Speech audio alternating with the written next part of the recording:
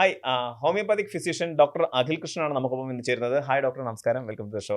Thank you. Okay, ആദ്യം തന്നെ ഒരു ചോദ്യം ചോദിച്ചിട്ട് ഡോക്ടർ, നമ്മുടെ നാട്ടിൽ രോഗികൾ കൂടുന്നുണ്ട്, ആശുപത്രികൾ കൂടുന്നുണ്ട്, അതുപോലെ ദീർഘകാലത്തേക്കുള്ള ചികിത്സിക്കുന്ന പോകുന്ന ആൾക്കാരുടെ എണ്ണവും കൂടുന്നുണ്ട്.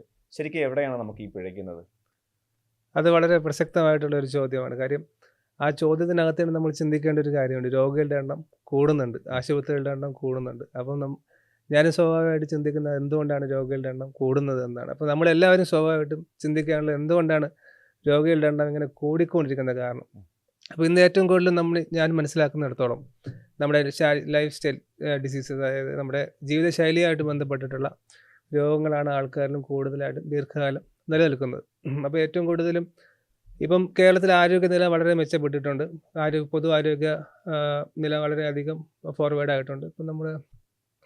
അപ്പോൾ ആ ഒരു നിലയിൽ നോക്കുമ്പോൾ ദീർഘകാല രോഗങ്ങളായിട്ടുള്ള പ്രമേഹം, അമിതവണ്ണം, അതേപോലെ സോറിയാസിസ് പോലുള്ള അല്ലെങ്കിൽ മൈഗ്രെയിൻ, അലർജീസ് പോലുള്ള രോഗങ്ങൾ വളരെയധികം പടർന്നു നിൽക്കുന്നതായിട്ട് ശ്രദ്ധിക്കുന്നുണ്ട്.